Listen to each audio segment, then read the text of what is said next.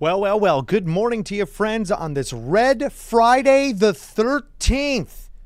Oh, man. Are you seeing the corner of your screen where it says it is a balmy, toasty 18 degrees outside right now? That's over at the plaza that we're looking at right now. Man, it is a wild ride that we're going to go through on this Friday the 13th.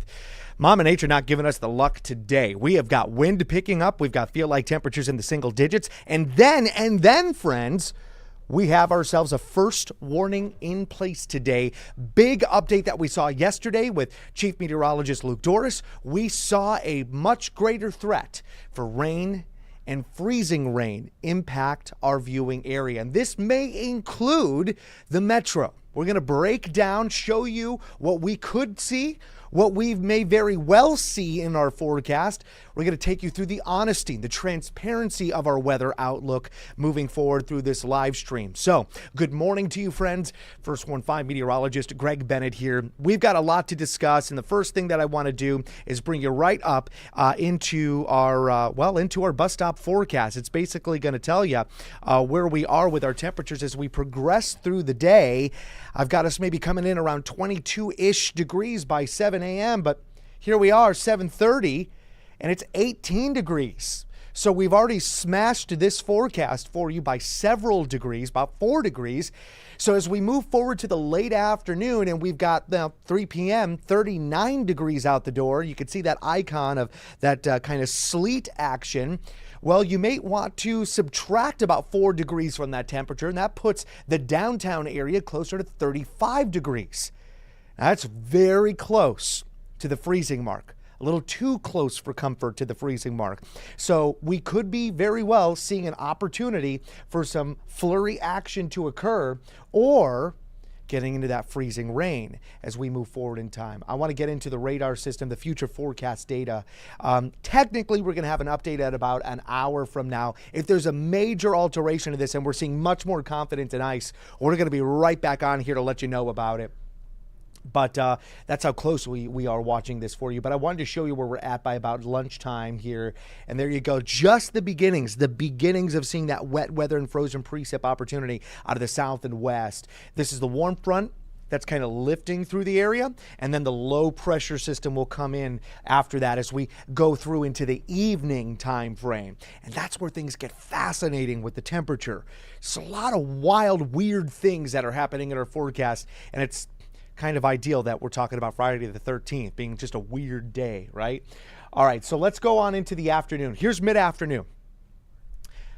Want to take this with a grain of salt again. This is just one of our forecast models. But this one indicates that we need to think about the temperature several degrees cooler than what we're forecasting for. And this is saying if we get there, Wyandotte, Leavenworth County, Platte County, that's going to be around the airport, that's going to be off around the northern side of the loop. These areas could see maybe a freezing drizzle or freezing rainfall, maybe sleet occurring in the mix, all right? So that's something that we're really, really wanting to watch closely, like a hawk as we move through. It's going to be that temperature. It's all about timing here. Even if this comes in a little early, it's almost then a guarantee we could see freezing rain to the mix. So this just comes in about an hour and a half to 2 hours earlier than expected, right? So let's say we get to this point in moisture around noon. Well, the temperature is easily around the freezing mark, and that means a higher threat that we're not seeing rain, but maybe freezing rain or sleet. So it's a huge thing that's going to go down here as we get closer to around that lunchtime hour. And it's something that we need to obviously keep on here for KCTV5 and, of course, the first 1-5 weather team. But that's what we always do anyways. So we always got your back on this, and we're going to let you know about it. But, yeah, this could be the first signs. What we absolutely see, honestly, without a doubt, I mean, we don't like to use 100% often, but this is going to be a 100% chance, is that our northern counties, basically around St. Joe and to the Iowa border, will see some form of freezing rain, drizzle, or sleet. okay? That's definitely going to go down. The temperatures are much colder. We've got plenty of moisture up there. Not quite in a sense that we could be seeing a lot of snow, but again, that kind of freezing drizzle aspect to the forecast is looking much greater up there, okay? Very high risk for that. Further south of I-70 you go. I mean, honestly, once you get to Harrisonville, I don't think you're going to have to worry about any kind of frozen precipitation. It's just going to be cold, wet weather. Be prepared for that. Now this is fascinating. I've got 9 p.m. at night. You know what the funny thing is about 9 p.m. at night? Hold on. You and me, friends. You and me. You know what's fascinating about this evening at 9 p.m.? That's where we should see our high temperature of the day. Technically, that should be where the high temperature is, because the temperature continues to increase well past the afternoon, which, mind you, is only looking at what we saw in the bus stop forecast, about 39 degrees. Now, by 9 p.m., it should be like 43 or 44 degrees. Past that to midnight, 46 to 48 degrees. So we're increasing temperatures, not decreasing them. Why? Everything to do with that low pressure system. And it's pulling warmer air from the south, and it's bringing in enough warm air to bump and boost those temperatures. So we get away from frozen precip, even though we're going into Saturday morning, where we should see the coolest part of the forecast in general for any day is in the morning. No, not this time around. And with that, with the forced lifting, just the lifting mechanism of the low pressure system itself, it means its spin is just strong enough to literally lift the atmosphere up from the surface and kind of start the mixing process. We could get into a thunderstorm threat. Now, listen, I don't want you to freak out about that, because I don't see a sign for severe weather out of this. You know, it is forced lifting, but it ain't that much, okay? We're not talking about getting into a severe thunderstorm warning in gusts at 60 or 70 miles an hour. I don't think that's going to happen here, friends. But rumbles of thunder, flashes of lightning, some heavy rainfall, maybe a gust at 20 or 25 miles per hour. Now that is a bit more plausible. So I want you to be prepared for that. A lot of that's going to be concentrating to our eastern counties, but it's along I-70, and I'm still not ruling out the Metro 2 as we move closer to 4 a.m. to 7 a.m. We could see some stronger storm activity through the area, all right? So be prepared for that.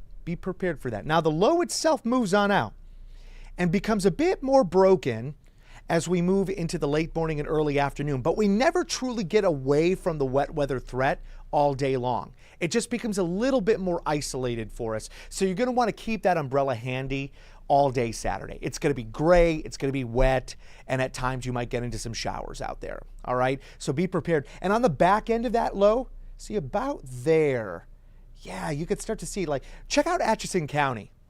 You see Atchison County and a little bit of green there, and it curves, kind of starts to rotate in. That's basically the back edge of that low pressure system. And the back edge of that low is going to bring in some breezy conditions. So be prepared for maybe like Saturday night to be kind of gusty out there. We'll see much less wind though as we move. Why do I have a blue background? Are we serious right now? Sports tonight? Technology, friends. I'm just leaving it. I'm just going to leave it, guys. Whatever. It's you and I. We need to talk more about weather. Forget about the sports stuff. Although, hey, exciting news. Marlia is now our sports director. It's great.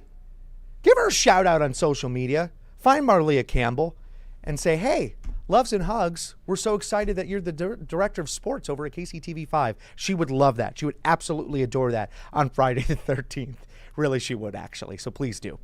Okay, so let's get back into the weather mix here, because I do have good news for you. I have great news for you. Our temperatures go right back up on Saturday. Even though we've got all this cloud cover, it's just this warm kind of mugginess with this low. We're talking daytime highs in the 50s. About 50 degrees expected to be the high just in general. But we still have Sunday, and Sunday is still easily 5 to 10 degrees above average. Easily. We're talking anywhere from 52 to 55 degrees. Not only that, it comes with sunshine, baby. I love that. We're getting rid of that low, get a little bit of high pressure back in. It's brief, though. It will be brief, but at least we get partly sunny conditions out there. And when it comes down to watching the game, because our Kansas City Chiefs are going to be in Cleveland, it is going to be great, especially around the fourth quarter. So you can celebrate a win against the Browns outdoors, because that's what's going to happen. We're going to win. That's what we do, because we're the Chiefs. We are literally the Chiefs of the NFL. All right. So with all that being said, I do have a little bit of an update on the back end of our forecast here. Good news in our 7-day outlook. You know that big wet weather opportunity that we were kind of hemming and hawing on our Monday forecast? We've dropped the first warn. Yeah, it's looking a little bit drier. There's still some wet weather to our eastern counties and our southeastern counties, but not really into big, dense populated areas here. We're not looking at heavy downpours or severe weather. So we've limited it. We're going to drop it down a little bit, a little less of an impact. Seeing signs on Wednesday of a little something, but it's still wishy-washy. We wanted to put up a 30% for the time being, and that too might, maybe transition to a first warning depending on confidence, but that will be something that we track closely. All in all, though, it's a pretty reasonable forecast. Let me get my head out of the way here just to show you what it all looks like with the temperature. And we are looking at upper 30s returning. Now, I know Wednesday, Thursday, you're like, groan, this stinks. We're going to go to 38, 39 degrees. That is seasonable. We're not out of the wheelhouse. It's not abnormal for us overall. Just be ready to keep those winter jackets out. We're getting closer and closer to the winter season. It should be next week. I think the 21st or the 22nd is the official winter solstice. So be ready. It's already starting to feel like it a little bit. Kind of damp, but we were expecting that for La Nina. All right, guys, let's go ahead and show you the plaza one more time. Remember, it's cold out there. 18 degrees. Feel like in the single digits. Bundle up, have the umbrellas close at hand, and extra caution on those roads.